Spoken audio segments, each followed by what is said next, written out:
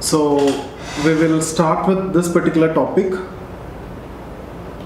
social movements. Okay, so paper 2, you have chapter that is social movement. 5 social movements are there. Okay, like first one, you have peasant movement, and then you have women movement, then backward caste movement. Okay, you have tribal movement. Okay, and also so you have environmental movement. So these are the 5 social movements that you need to prepare. And you know, one good thing is that if you prepare this 5, 2 questions are for sure. For example, if and that can be predictable also. If this year this 2 is asked, next year any 2 from this 3 will be asked, and it will repeat like that only. Okay, and next year if let's suppose this 2 is asked, again you can predict from this 3 2 will be asked. Rarely only you will get only 1 question from this particular area. Mostly you will get 2 questions. Okay, so you can expect out of this 5, always, most of the time, 90% of the chance you will get this. So you don't want to miss it. Anyway, you should not leave any topic from the syllabus. It can be asked anywhere as a 10 marker, any topic.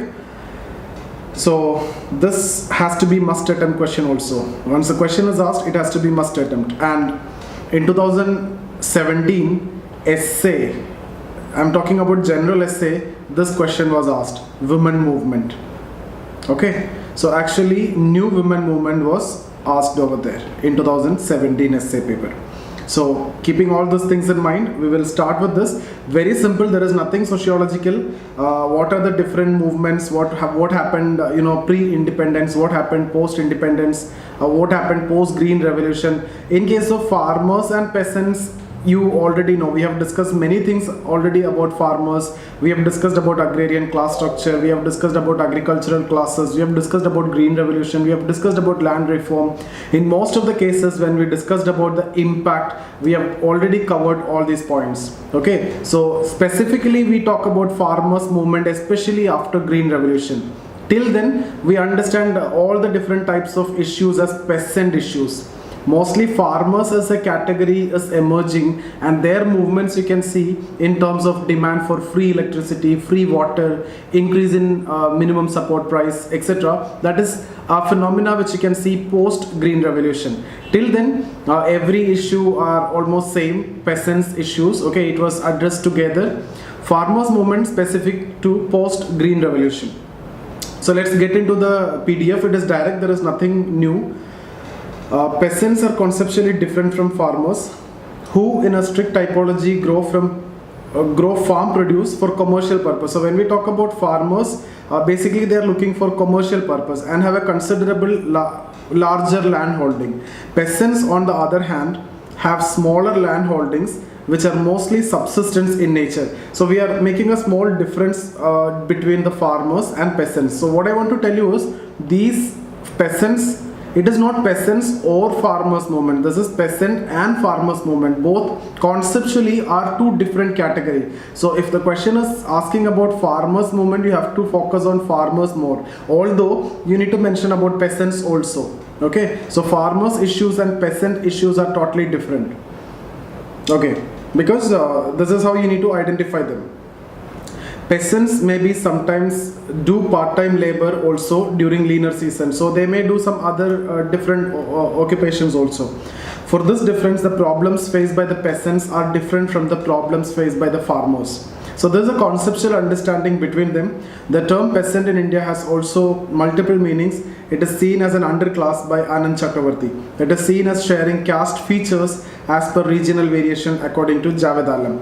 Now according to A.R. Desai, movements prior to independence were predominantly peasant movements, and post-independence mainly farmers movement. So this is according to A.R. Desai, but even when we talk about post-independence, more specifically post-green revolution, it is farmers movement. Okay, but in a broad way, before independence, peasant movement, everybody was exploited actually by the Britishers, so in terms of land revenue, in terms of land tenure systems, etc. And everybody was actually contributing, towards the freedom struggle towards the end, especially after the arrival of Gandhi.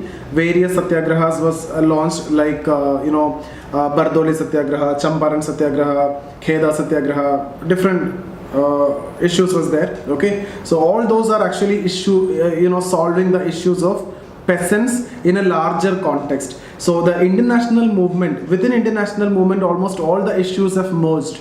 So there was no further scope of separate peasant or farmers movement. In fact, there was no such a concept of farmer which was there before independence. Okay.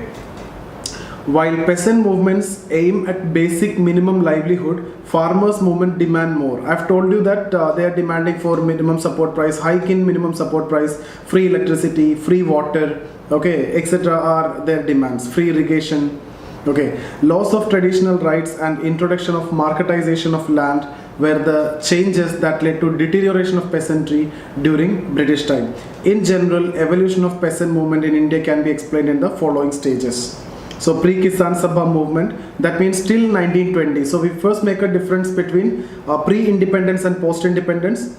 So pre-independence and post-independence. So pre-independence, what we do is we divide before 1920s, okay, before pre-1920s, and then 1920 to 1947. So this is pre-independence. Post-independence, 1947 to 1960s, that is first category. Then we will go for 1960s to till now. This is post Green Revolution. So this you can divide like this: pre Green Revolution, post independence you make a division: pre Green Revolution and post Green Revolution. Some books you will also see pre LPG, okay, and post LPG. Okay, so that division will also be seen in some books, but this 4 is the general classification. So before 1920s, it was Zamindari exploitation, beggar or forced cultivation, food scarcity, etc. led to many movements like Pabna Revolt, okay, Deccan Revolt, Malabar Uprising in 1921. So all these are, those times initially, okay. These movements were led by local leaders, and were driven by interest ideology, like their own interest. The specific issues was there. So it is based on interest ideology and were often fizzled when goals were met. If the goals were met, like in terms of reduction of revenue or whatever be the goal for that particular movement, I've told you it's an interest based movement. Or it will be suppressed by the British, and most of the time, rather than meeting the goal, it would have been suppressed by the British in case of Malabar Uprising or any of these cases. The method of direct action, like violence against the officials, refusal to pay taxes, etc. were used. Now post 1920s, what you can see, arrival of Gandhi and the nationalist movement. In the nationalist movement, everything will come now. Yeah, that you already know in history. We are talking about, Indigo Revolt. That is before, and post 1920s. During this time, you cannot make a watertight distinction. Maybe during this time, approximately this time. So Kheda Satyagraha, okay, the Champaran Satyagraha, both were led by Gandhi, and then Bardoli Satyagraha, Patel. Okay, so everything, all these issues are actually addressed within the larger context of the nationalist movement. Okay, so 1920 to 1947, that is what you need to write. This phase witnessed a change in the nature and scope of peasant movement. The question of liberation of people led to the question of country's independence. The peasant movement acquired a nationalist character. Okay, so when we talk about non-cooperation movement, when we talk about civil disobedience movement, when we talk about quit India movement, we will always talk about, the contribution of peasant was so high here, okay, here, etc. Right? Apart from the contributions of women, minorities, Muslims, etc., we will also talk about the contribution of peasants. So you can see it is actually going to, merge into the movement for country's independence, because liberation of people now is actually connected to country's independence. The peasant movement acquired a nationalist character, addressing specific problems of peasant. Different peasant movements were launched addressing the localized interest also at that point of time, like Champaran, Bardoli, Kheda, all this you can write over here. Now the national level movements like Kisan Sabha movement generally address the broader issues under the leadership of nationalist leaders. The number of peasant leaders also played active role in freedom struggle. These movements used the method and ideology of freedom struggle. So this, see, everywhere you have to write what are the methods which is used, what are the ideology. Before pre-1920s, it was interest ideology, localized interest. Now it is based on freedom struggle, ideology of freedom struggle. What are the methods? Gandhian methods. Here you can see Satyagraha, non-violence, okay, etc. are the methods which are going to be used during this time.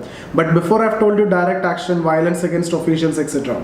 So these are different, okay. The methods like Satyagraha, non-violence, Gandhian ideology was frequently used. These movements were much more organized than the pre-Kisan Sabha movement.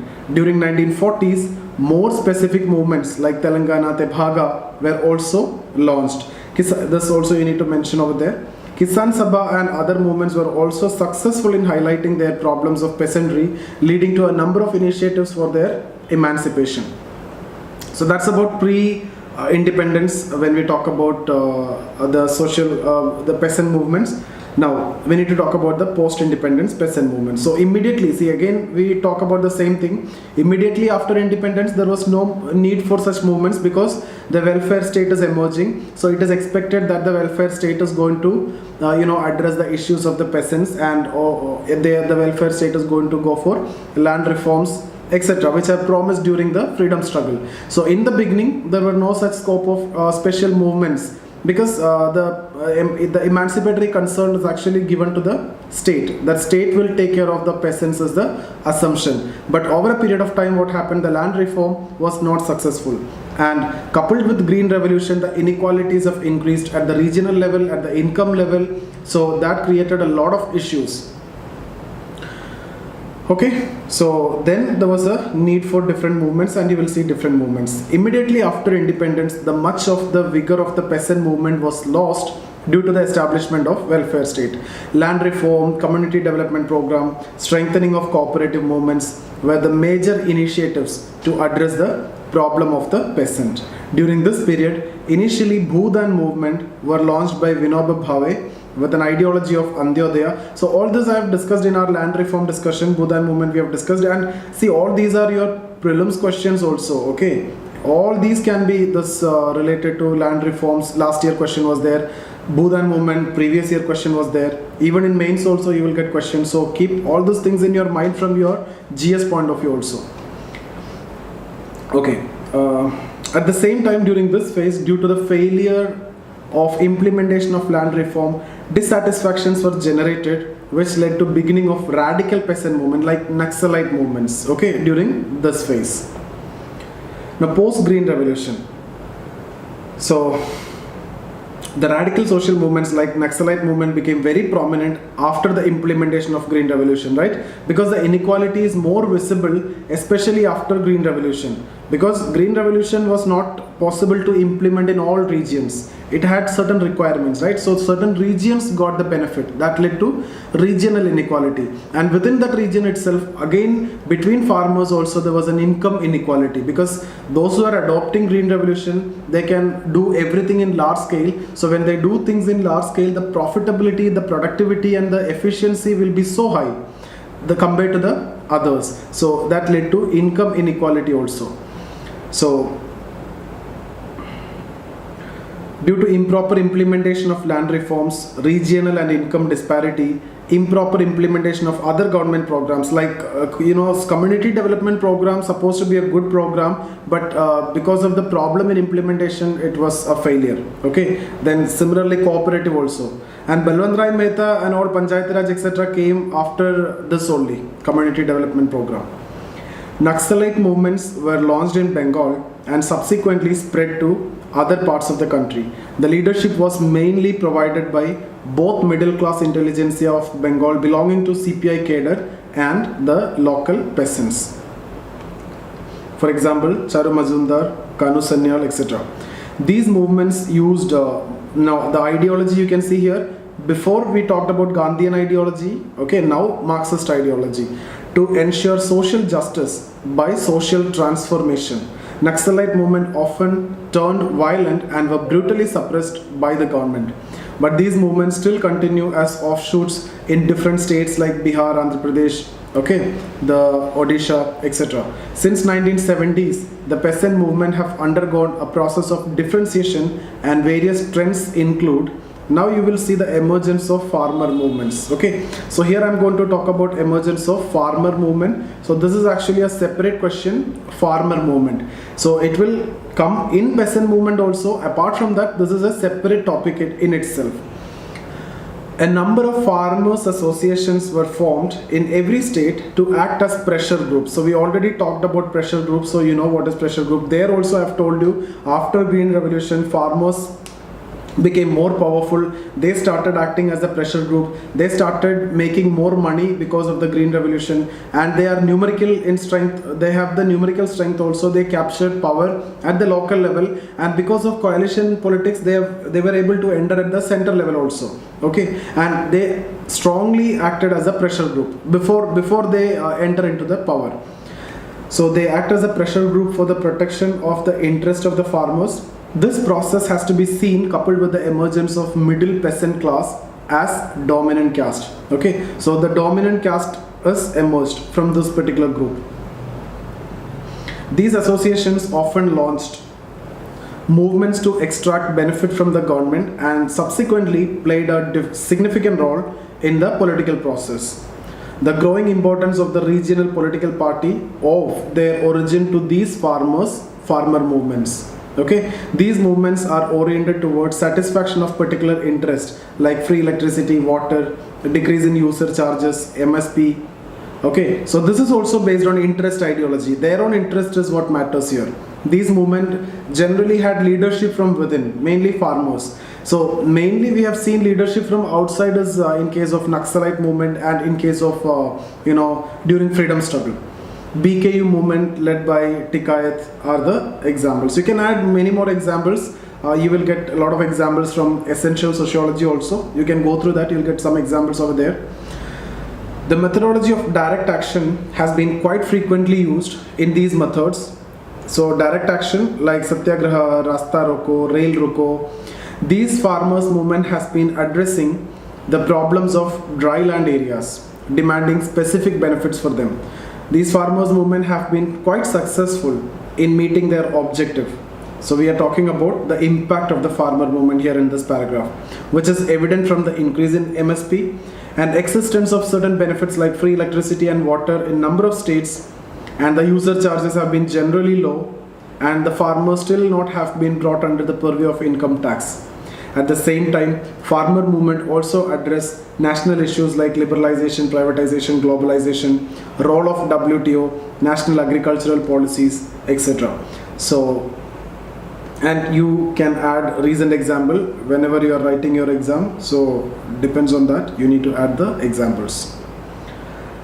Yeah, that's about peasant movement. So here, initially, see, it's very, this is how you need to know. Initially, it was peasant movement.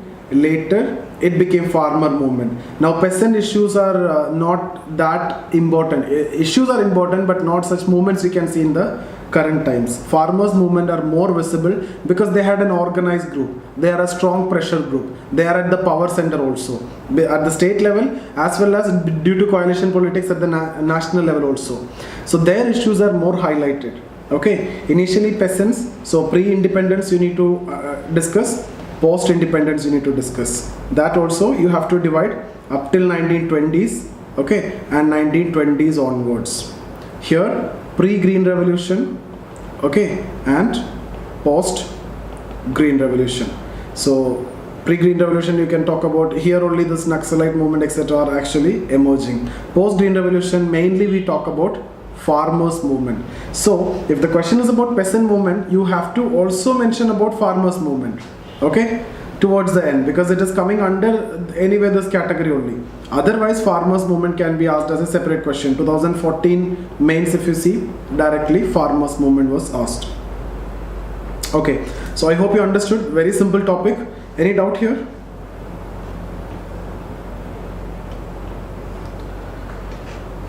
Sir, what was the reason for the movement post independence and pre-Green Revolution? Yeah, that mainly because of failure of land reforms. discontentment among the peasantry due to the failure of land reform. It was when we discussed about land reform, I've told you many reasons. It was because of politician, the landlord, the big landlord nexus, or the bureaucrat landlord nexus. So there were different issues. Even though the law was there, it was not possible to hand over the land. There are a lot of malpractices. There are a lot of proxy transactions, fraud transactions which have happened. Even there were instances like the person started writing the land in the name of their pets also, like the cats and dogs, etc. Okay, so those issues, because of that, peasants were not able to get the benefit of land reform, and that was compounded after the Green Revolution, because people understood the importance of land after the Green Revolution especially. Okay, sir. Thank you. Yeah. Hello, sir. Tell me. Sir, one question was there. What was the sociological impact of this movement? So, how to approach this type of question? We have to divide it into impact on women, elder, like that, or any sociological impact, you have to make a division. So here I haven't discussed about the level of caste participation. Okay, for that you need to have extra reading also, the level, but you can say a peasant as actually understood as a class more than a caste. One thing, that they are at the lower level of the agrarian class structure. Secondly, how can you connect it with caste is because most of the peasants are basically from lower caste. So there is a linkage between caste here. Okay, you can also talk about Jajmani relations here that has been broken. Okay, you can talk about how it affecting the family level. Okay, so nationalist struggle also, you can, nationalist movement, you need to talk about that also. So all these are part of sociological aspect only.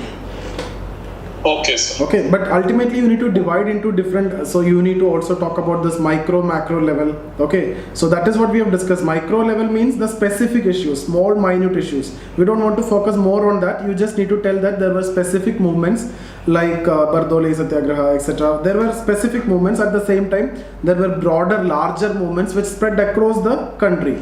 That is addressing the peasant issue at a macro level, which was led by Mahatma Gandhi. Like that, you need to talk about this issue. It's all about you bringing the perspective. The content remain the same. You cannot change the content because movements are, these are the main movements. Okay, sir. Yeah. And you need to finally talk about the objectives it met. Okay, during freedom struggle, what are the objectives it met, and during post Green Revolution, what are the objectives met. So those things has to be there in your answer. Okay, so can we move? Okay, now before backward caste movement, so what you see is you have to always see the causes of the movement. Okay, so in case of farmers movement or in case of peasant movement, first you have to talk about the causes, and then you have to talk about the leadership. So if you see the discussion that we have done, I was talking about the leadership pre-independence. Before 1920s, I've told you the leadership is from within. Post 1920s, I've told you the nationalist leaders. Then I've told you again from within, like that. So we are talking about leadership. We need to also talk about ideology. Okay, like reformist ideology, Gandhian ideology, revivalist ideology, Marxian ideology. What are the different ideology? Also, you need to talk about level of organization, how it was organized. There are different movements, much more organized movement like international movement. Along with that movement was there that was organized. Post Green Revolution movement, it is much more organized. Okay, so the level of organization of the movement, all these also has to be incorporated in your answer. But everything I've incorporated in the discussion, but I'm saying this is how you can bring that different dimension.